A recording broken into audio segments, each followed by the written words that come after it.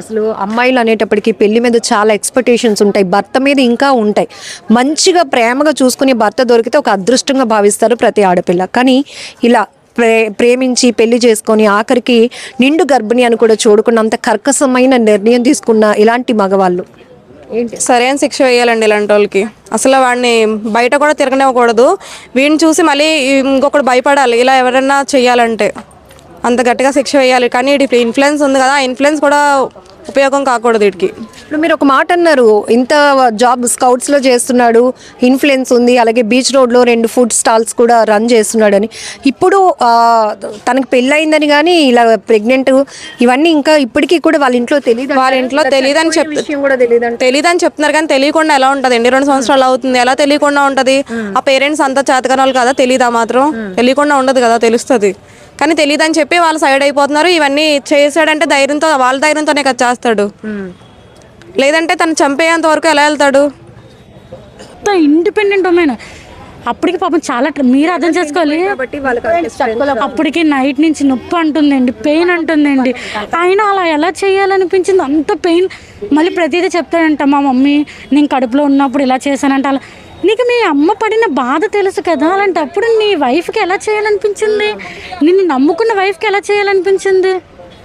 వీళ్ళు ఎంత ధైర్యంతో చేస్తున్నారో, మరి ఏం చూసుకొని చేస్తున్నారో. చేస్తే 2 రోజులు ఉంటాం, బయటకు వచ్చేస్తాం అనేటట్టు చేస్తున్నారు. చాలా ఈజీగా చేసేస్తున్నారు. రియలైజ్ అయిపోయి తప్పు నాదే అంటున్నారు. తప్పు చేయడం ఎందుకు, నమ్మించడం ఎందుకు? అది అరేంజ్డ్ మ్యారేజ్ అవని, లవ్ మ్యారేజ్ అవని, రెండిట్లోనే మనకి రిస్కులు ఉన్నాయి కదా. భార్యాభర్తలు అన్నాక ఇంకా అది ఒక బాండింగ్. కానీ ఎవ్వరు ఎప్పుడు నమ్మలేదు. ఫైనలీ ఏం డిమాండ్ చేస్తున్నారు? ఇలాంటి అసలు రిపీట్ కాకుండా ఉంటే బాగుంటుంది.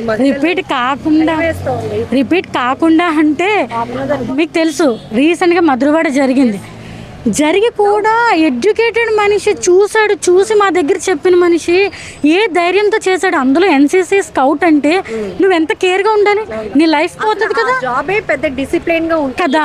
ఆ డిసిప్లిన్ ఏది నీకు? ఆ డిసిప్లిన్ ఎక్కడ ఉంది? ఒక 9 months డెలివరీ అయిపోతుంది. అంత మనిషిని బేబీ ఇక్కడికి వచ్చింది, పైకి వచ్చింది, కిందకి వచ్చుంటే మేబీ బేబీ డెలివరీ అయిపోతుందేమో.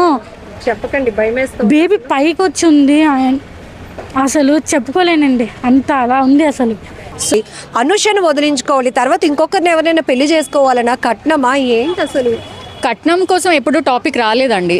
ఈవెన్ తనకి ఇంట్రెస్ట్ లేకపోయినా కూడా తను ఎంత స్ట్రాంగ్ ఉమెన్ అంటే వదిలేస్తే కూడా బేబీతో తను సర్వైవ్ అయిపోతుంది. అలాంటి స్ట్రాంగ్ ఉమెన్ని ఇంత మోటివ్గా తను హ్యాండిల్ చేసి చంపేశాడు అంటే మేము అసలు ఎక్స్పెక్ట్ చేయట్లేదు ఈ థింగ్ని. సో మేమైతే పేరెంట్స్ని ఫస్ట్ డిమాండ్ చేస్తున్నామండి, ఎందుకు పేరెంట్స్ రావట్లేదు, వాళ్ళు ఎందుకు రెస్పాండ్ అవ్వట్లేదు? అట్లీస్ట్ రావాలి కదా. వాళ్ళ అబ్బాయికి ఇలా అయ్యింది, ఒక అమ్మాయిని ఇలా చేశాడు, తను వచ్చి చూడాలి కదా వాళ్ళ పేరెంట్స్. సో ఫస్ట్ మేమైతే పేరెంట్స్ ఇక్కడ పోలీసుల ఇన్వెస్టిగేషన్ కూడా నడుస్తోంది కదా, మరి వాళ్ళ పేరెంట్స్ని రప్పించాలని కానీ ఇట్లాంటివి ఏమి? ఆల్రెడీ మార్నింగ్ చెప్పారు వస్తారు పేరెంట్స్ అని చెప్పారు, బట్ ఇప్పటికో 3 hours అయింది, పేరెంట్స్ ఎవరు ఇక్కడికి రాలేదు. ఏం డిమాండ్ చేస్తున్నారు ఫైనల్లీ? పేరెంట్స్ వచ్చి చూడాలి, చూసేంత వరకు మేము ప్రాసెస్ ఏవి ఇక్కడ నుంచి కదలమండి, స్టార్ట్ చేయము అసలు. ఏది అమ్మ రావే, నాకు పురుడు పోయడానికి అన్ని అన్నది. నువ్వు ఉండిపోవచ్చు కదా ఇక్కడ అన్నది. నువ్వు ఉండిపోవచ్చు అంటే నీ పిన్నాం, నీ 2 బిడ్డలు నాకు చెప్పింది కదా, నీ పిన్నాం చెల్లిపోయి పంపించిన ఆట ఎవలాడుతావు నాకు. తలుపు ఎప్పుడు తీసి ఉండేది కదా, తలుపు వేసేసుకుని వండుకునేవాడు. వేసుకుని నేను వెళ్తేనే తలుపు కొట్టిదాన్ని. తలుపు కొట్టేని, తలుపు కొట్టతో లేదండి. ఇప్పుడు పక్కన కూర్చొని ఫోన్ చూసుకుంటున్నా, అలాగ ఉంది. తీసేయండి, దాని వెళ్ళి గుమ్మకాడికి వెళ్ళాను అన్నాను, మాట్లాడతానండి. మళ్ళీ 3వ కేకేసాను. 2 కేకలకే ఎప్పుడైనా కేకెత్తండి, 2 కేకలకే తీసేది.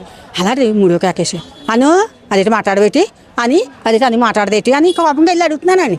కోపంగా వెళ్ళి అని మాట్లాడదేటి లేకపోతే అంటున్నానండి నేను కోపంగా నా మనవరాల మీద అంటే అని లేకపోలేదా అని వచ్చింది. మీరు లేపినప్పటికీ మనవరాలు గోడ దగ్గర కూర్చుని పోయిందా? కూర్చోపోలేదండి, మంచం పడుకుని ఇలా పడుకుని ఉంటాయి. ఇది కడుపు ఇలాగ ఉంది, మంచం ఇలా పడుకునే ఉంది. మామూలుగా ఎలా పడుకునేదంటే అలాగే పడుకుని ఉంటాయి, అలా పడుకుని ఉంది. మామూలుగాని పిల్ల పడుకున్నట్టే ఉందండి. పడుకుని ఉంటేని అదే అని లేకదేటి అని కోపంగా అంటున్నాను.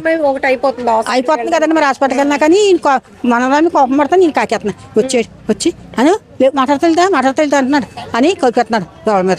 అదే తోడ మీద కొట్టేస్తున్నాడు. బాబాయ్ కొట్టబాబాయ్ ఏటి అదేటి ఆంబులెన్స్ ఫోన్ చేసేయి ఆమెసి ఫోన్ చేసి అంటున్నాను, ఆమెసి ఫోన్ చేస్తలేదు, లేకపోతే నీ మేడం ఫోన్ చేయి. ఎవరు పుట్టినా కానీ తల్లి అలాగే అనుకుంటున్నాను. నేను 2 రోజులు వస్తానమ్మా ఆడిపిస్తాను మీ ఇంట్లో ఉంటాను అని చెప్పేసి వచ్చాను. 1 లక్ష వరకు వెళ్ళాను.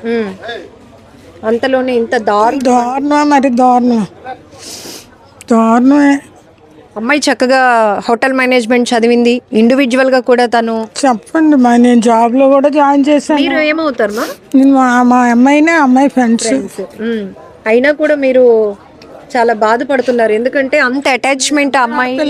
ఆడపిల్లే కదమ్మా, ఇలాంటి ఎదవలు ఉండకూడదు. ఇంకా వాడికి ఏం చేయాలని వాడు అనుకుంటాడు, నాకు సైడ్ డబ్బు ఉంది కదా నేను ఎలాగైనా వచ్చేస్తాను 1 సంవత్సరం పోయాక, రానివ్వకూడదు అలాంటి ఎదవకి. ఇలాంటి ఘటనలు విన్నప్పుడు పెళ్లి చేయాలంటే భయం వేసేస్తుంది. ఇంకొక ఆడపిల్లకి అలా జరుగుతుంది, పెళ్లి చేయాలంటే భయం వేసేస్తుంది ఆ తల్లిదండ్రులకని. బ్లీడ్ నిన్న ఈ టైంకి విత్ బ్లీడ్ ఉంది. అప్పుడే డౌట్ వచ్చింది. అడిగితే ఏమన్నారంటే గోడకేసి గుద్దుకున్నాను. గోడకేసి గుద్దుకుంటే నీకు ఇక్కడే తగలాలి, అప్పుడు ఏం చెప్తున్నావు కానీ ఏం మాట్లాడుతున్నావు నన్ను అడుగుతూనే ఉన్నాం.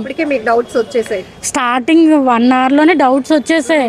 ఎక్కడో ఉండేది ఏమో చేయడేమో, అంతగా నమ్మి వెళ్ళింది కదా, మాకు ఫస్ట్ నుంచే కొంచెం డౌట్ నమ్మి వెళ్ళింది కదా.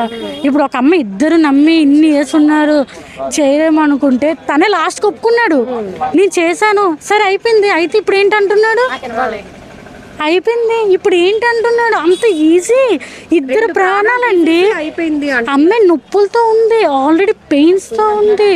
అంత ఈజీగా, అంత టేక్ ఇట్ ఈజీగా ఎలా ఉంటారు మనుషులు అస్సలు. చెప్పారు ఒక మాట, మా ఫ్రెండ్స్ గ్రూప్ లో రెడీ టు డెలివరీ అయిన అమ్మాయి అంటే మీరందరూ కూడా ఒక సెలబ్రేషన్ మూడ్ లో ఉన్నారు, కానీ ఇప్పుడు పెళ్ళంటే భయం వేస్తా ఉందా?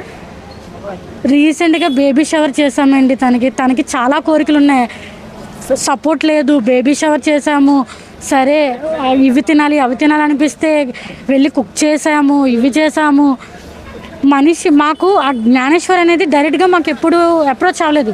లైక్ అంటే ఇప్పుడు నా హస్బెండ్ని నేను బయటపడ్డంలో తప్పేముంది, కానీ తను బయటకు వచ్చేవాడు కాదే.